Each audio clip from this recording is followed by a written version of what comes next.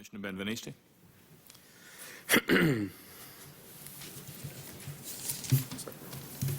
Well,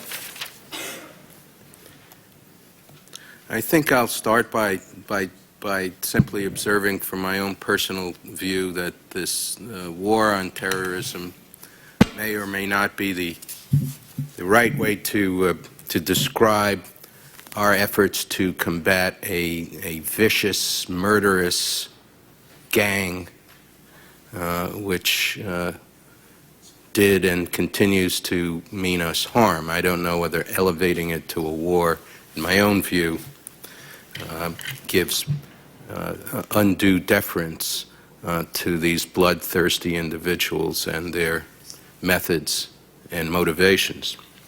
But let me ask this question with respect to the important information that has been developed this morning by my colleagues.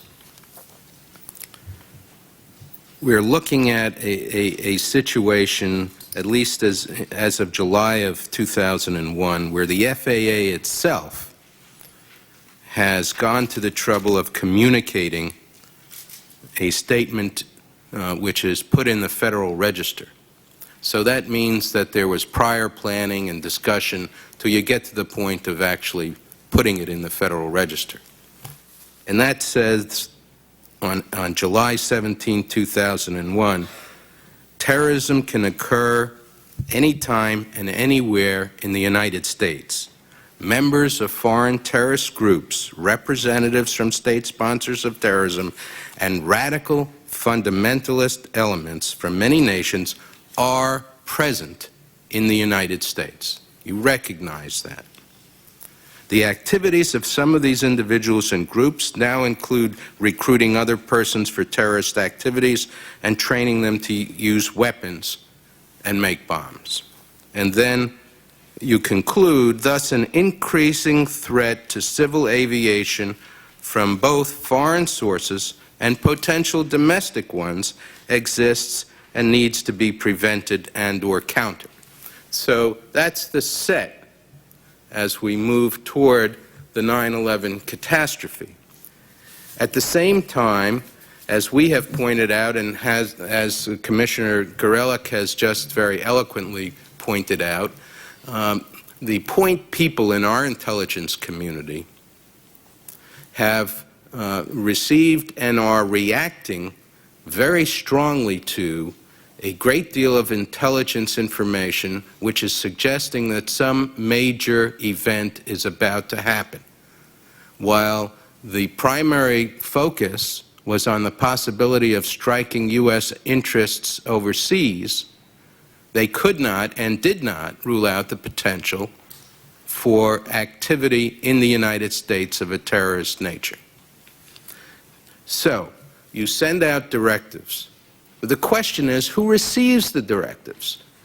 What happens to the people on the line making the day-to-day decisions that will implement these security measures? That's what I find so hard to understand.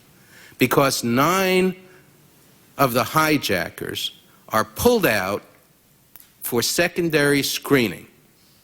Now, Admiral Flynn, you said that additional attention would be paid to them if, in fact, they were found to be in possession of something dangerous. Now, we've seen this morning this Leatherman tool, which contains blades of 4 inches and which has the ability to lock into place. And the haft of this device is extremely heavy and provides something other than a penknife and a lightweight handle for someone to grasp. It's extremely sharp. It's just under 4 inches, and the fact that it locks into place is significant in terms of its utility as a weapon. I think you'll concede that. So when we are on such high alert, when there are advisories, when there is a recognition that the potential for a domestic hijacking exists and may be carried out by fundamentalist elements who have been tracked and described and whose motivations have been categorized for years and years, and then an individual in the screening process seeing a young Arab male carrying such a device is not interviewed. What are you doing with this? Where are you going? Who are you? How long have you been here?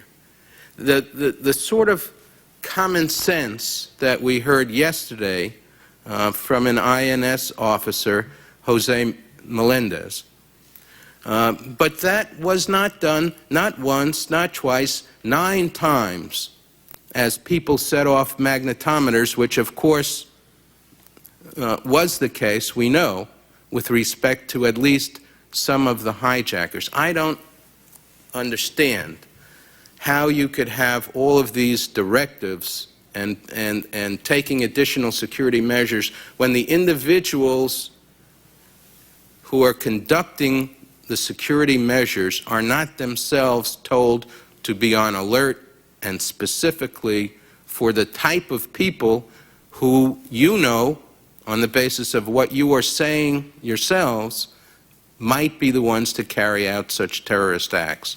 Admiral Flynn? With regard to people, we were under very strict guidelines not to select people on the basis of ethnicity or national origin. But somebody of ethnicity who fits the description of what you yourself regard as the principal threat domestically to airline security, carrying a knife like this, did that not at that time at least warrant the individual conducting that security measure to ask some questions? No. Well, when you say that an individual carrying something dangerous would in fact trigger a response, you would think, for the collection of at least more information, what more could you mean? That if he was carrying a hand grenade or an automatic weapon, certainly such a person would be placed immediately under arrest. But isn't this a dangerous weapon? Yes, and there are other things that are dangerous, but the menace that's conveyed by them is less than the innocent reasons for having them in people's possession. But let me stop you there. When you say that the possession of a dangerous article would warrant further scrutiny, if it is a dangerous article that is prohibited, that's end of case. Right. You're under arrest, goodbye, good luck, Right. off the plane. So, Well, not necessarily. By the way, not necessarily. A gun? Well, a gun, yes. An explosive device?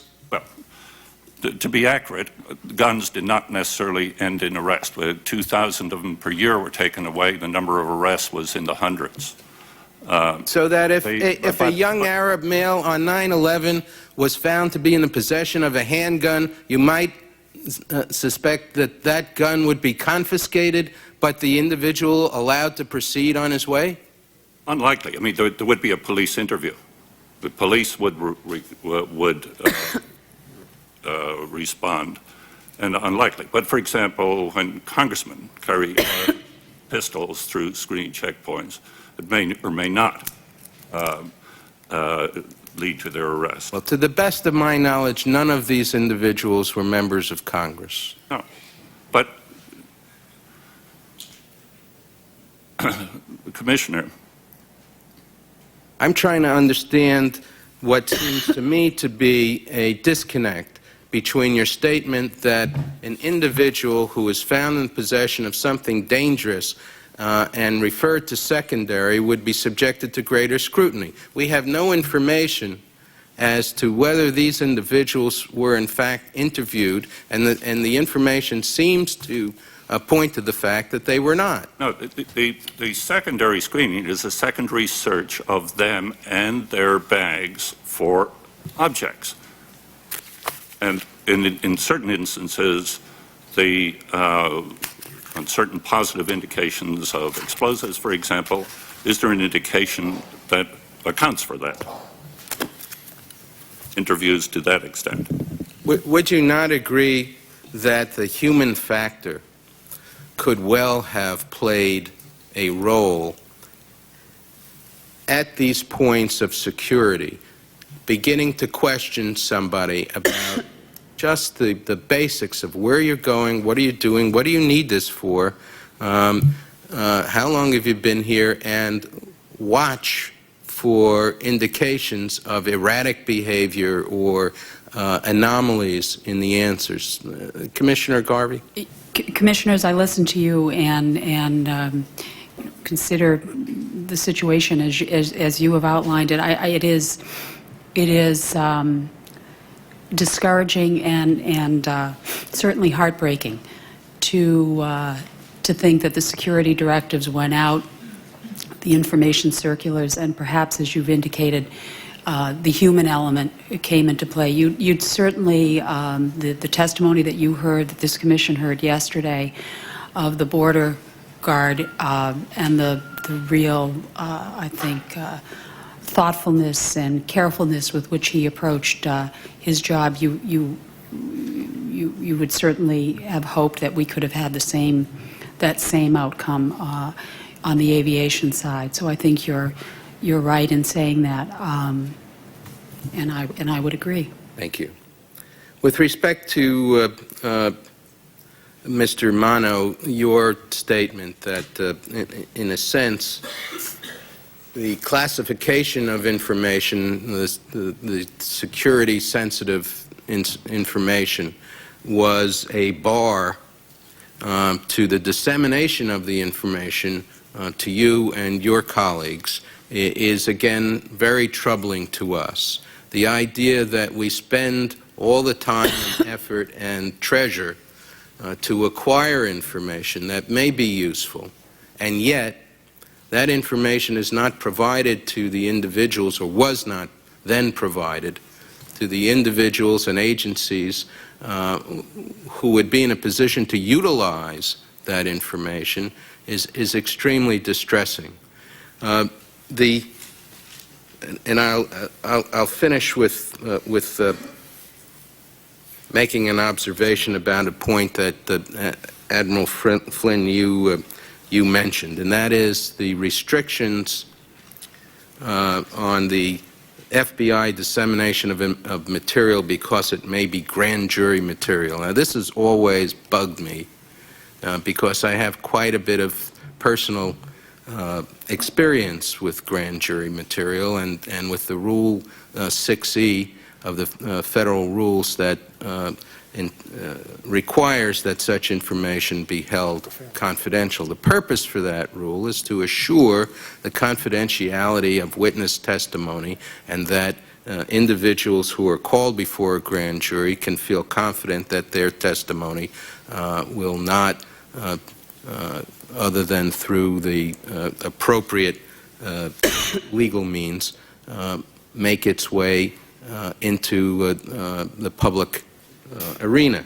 However, it seems to me the exception in my experience, and I feel pretty strongly about this, that information is generated only by the grand jury when there is a grand jury investigation. In the normal course of events, the FBI has that information through interviews and is in possession of that information entirely apart from the grand jury process. And the utilization of such information, which is acquired perhaps through dual means, once through investigation and secondarily through the testimony in the grand jury, does not somehow then take that information out of the public realm simply because it has been repeated in a grand jury. That is, if the FBI has valuable information which it has uncovered in the course of an investigation, Rule 6E does not somehow provide an amulet for the refusal to disseminate that information to those who are entitled to get it. Do you have any comment on that, Admiral? Yes. Not being a lawyer, I probably put far too much emphasis on the protection of grand jury information as the reason for not giving us more detailed information. Well, we have heard that explanation from time to time, and I felt that your reference to it perhaps